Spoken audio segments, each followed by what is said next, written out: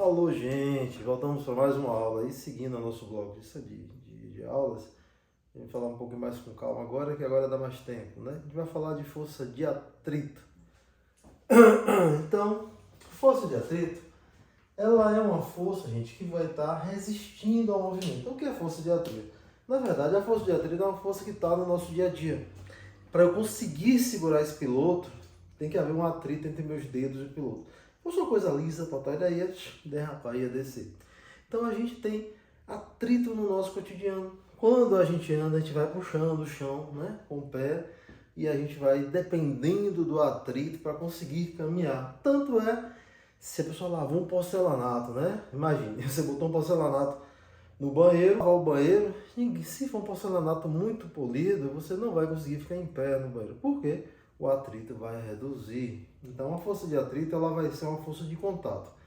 Duas superfícies em contato, uma com a outra, vai gerar um atrito. E esse atrito, pensa aqui, eu posso fazer aqui, mas se eu apertar mais, o atrito é como se ele aumentasse. Então essa força de atrito, ela vai depender de duas coisas. Presta atenção. Se liga aí. Primeira coisa, imagine que eu tenho um objeto indo para a direita, a força de atrito ela vai estar sempre contrária a esse movimento, ou a uma tendência de movimento. Eu posso ter um atrito sem ter movimento. Eu posso empurrar um objeto e ele não sair do lugar por eu não ter força suficiente para romper essa força de atrito, mas ainda assim eu tenho um atrito. Preste atenção, se for uma situação, se eu tiver, por exemplo, uma força F aqui,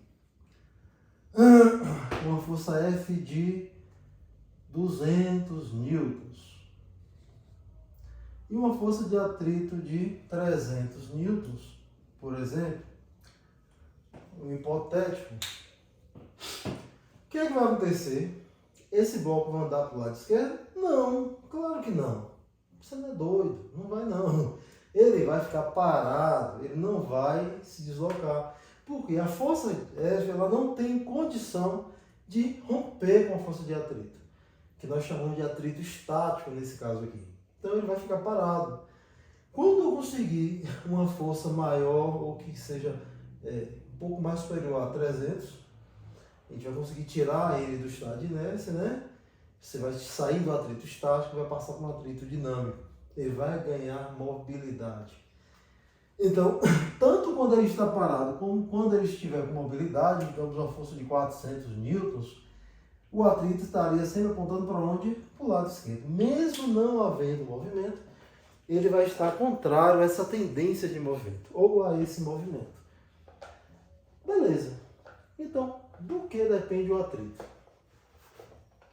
Primeiro que ele é contrário ao movimento, mas essa força de atrito, como é uma força que é uma força de superfície, ela vai depender de uma característica do contato e vai depender de como essa superfície está reagindo a esse contato.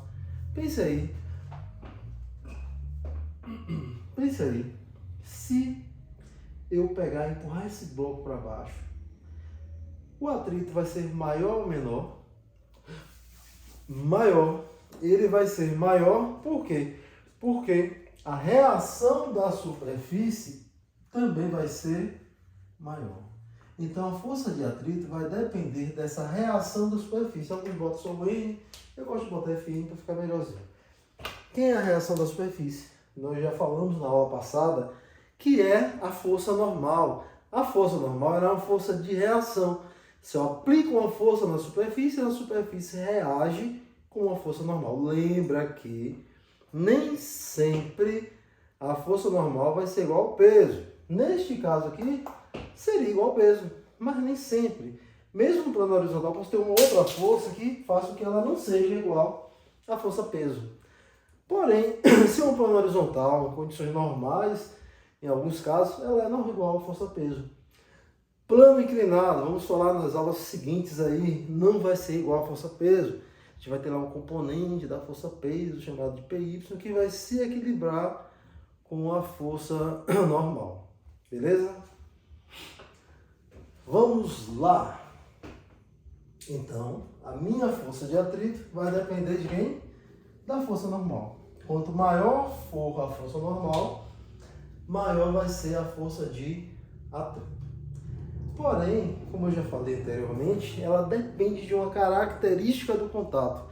Quem é essa característica do contato? Essa característica nós vamos chamar de μ. Esse μ nós chamamos de coeficiente de atrito.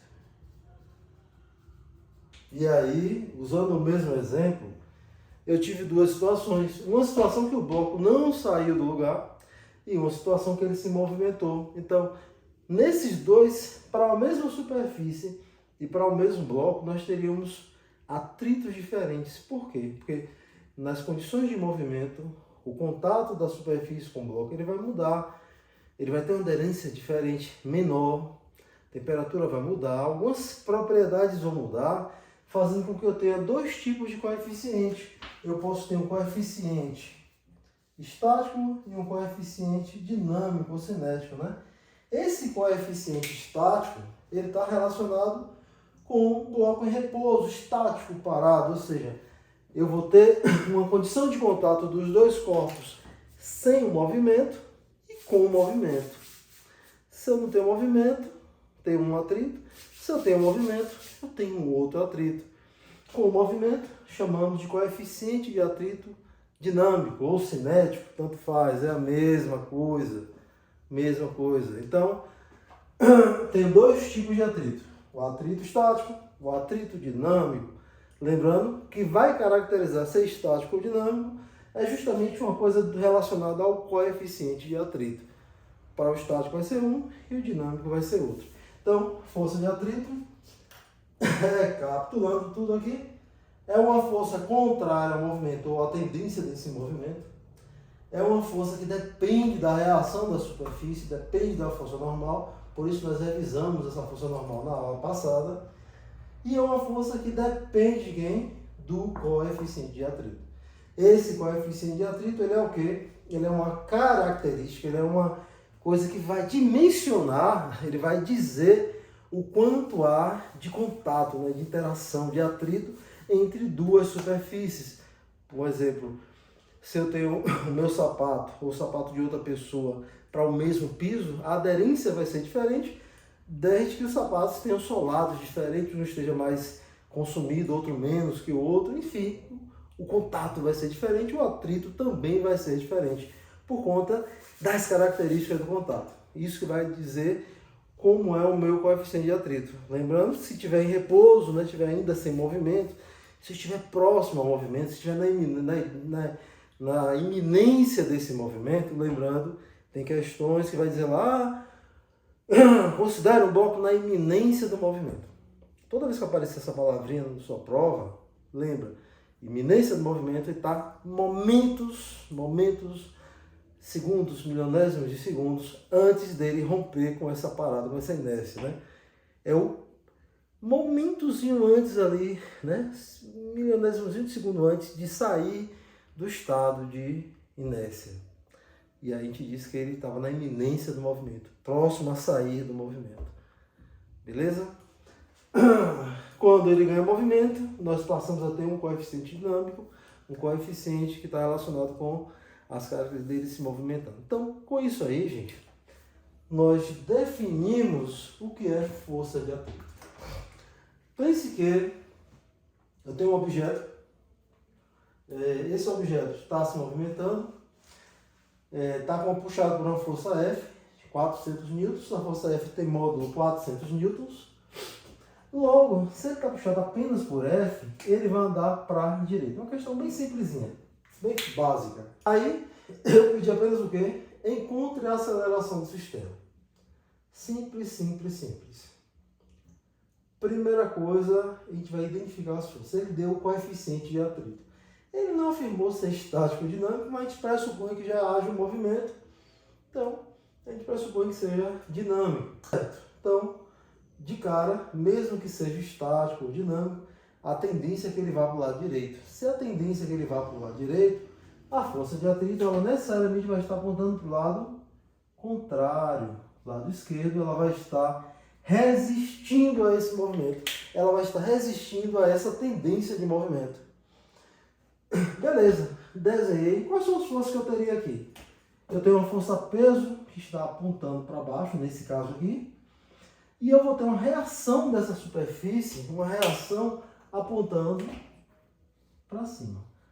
Apontando o contrário a perpendicular à direção da superfície, que é a força normal. Neste exemplo, neste caso aqui, eu vou poder afirmar que a força normal é igual, ela se anula com a força peso. Lembra que nem sempre a força normal ela vai ser igual à força peso. Nesse caso é.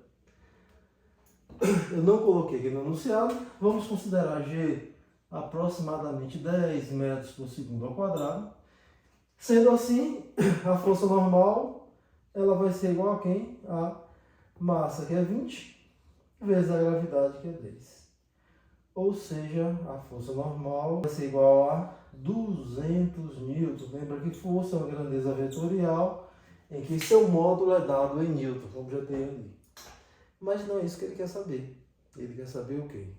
Qual é a aceleração do sistema. Ele quer que você calcule a aceleração.